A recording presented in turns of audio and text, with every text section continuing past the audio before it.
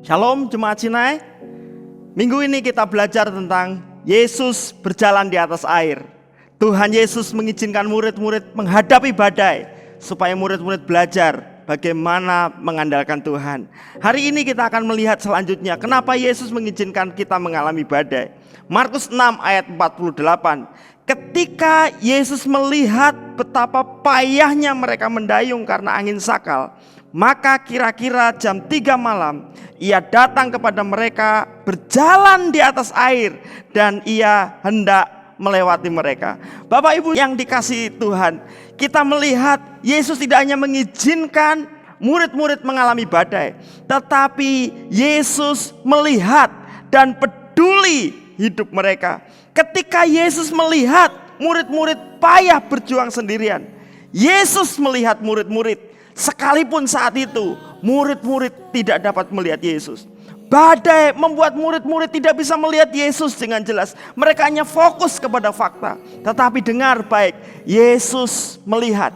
Yesus tahu kondisi murid-murid. Dan hari ini firman Tuhan menegaskan kepada kita, Yesus melihat pergumulan saudara dan saya.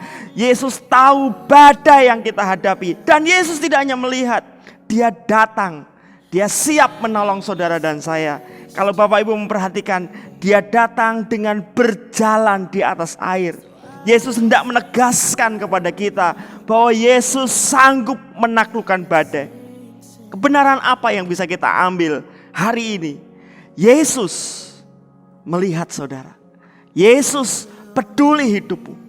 Beberapa orang mulai meragukan Tuhan di tengah-tengah badai. Beberapa orang mulai melihat Tuhan sebagai sumber masalah saat mereka mengalami badai. Tapi dengar, firman Tuhan menjelaskan kepada kita bahwa Dia melihat saudara. Dia peduli saudara. Bahkan Dia datang menaklukkan badai. Bagian kita apa? Ingat pesan Tuhan. Yesus berkata, jangan takut, aku ini. Kadang-kadang yang membuat kita jatuh, yang membuat kita gak bisa bangkit lagi adalah kualitas hidup kita yang turun. Itu sebabnya sebelum Yesus menaklukkan badai, Yesus ingin meneduhkan hati kita. Yesus berkata, tenang, aku ini. Hari-hari ini mari tetap tenang. Percayalah Yesus peduli atas hidup saudara. Percayalah Yesus siap menolong saudara. Yesus sanggup menaklukkan badai. Mari bagian kita adalah tetap tenang, tetap percaya, tetap berserah. Izinkan Tuhan berdaulat atas hidupmu. Izinkan Tuhan menolong Anda menurut waktu dan caranya.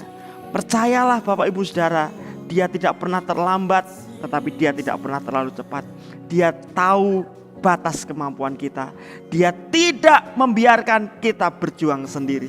Hari-hari ini dalam badai, baik dalam skala yang besar ataupun dalam pribadi kita atau keluarga kita, tetap tenang, tetap percaya, tetap berserah.